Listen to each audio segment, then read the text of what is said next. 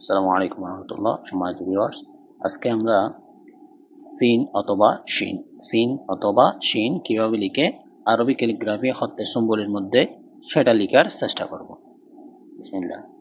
দেখেন, আমরা বায়ের প্রথম অংশের মতো একটা শেপ দেব এরকম করে।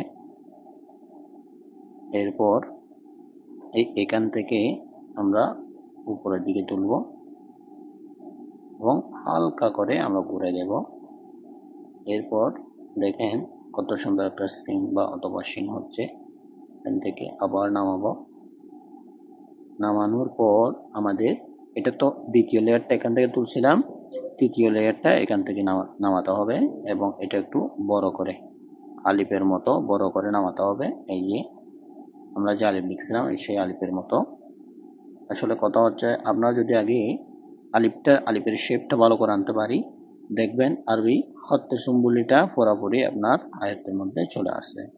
এখান থেকে আমরা এবার দিয়ে এই যে এটা হচ্ছে সিনের যে বড় মাথাটাকে, এই মাথাটা, এটাকে আমরা সিনের মাথা হিসেবে ধরি। এইভাবে সবাই প্র্যাকটিস করবেন, দেখবেন সবকিছু চলে আসছে। এইভাবে দিব।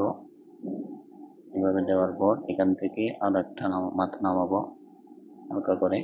এরপর এটা এখান থেকে বড় করে আলিফের মতো করে দেব। নিচে দেওয়ার পর এটা এখান থেকে এখানে আসবে, এখান থেকে এদিকে গোল যাবে।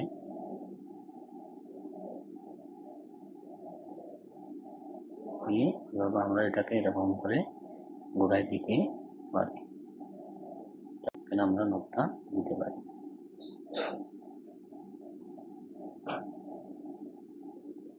এটা হচ্ছে সিন অথবা শিন।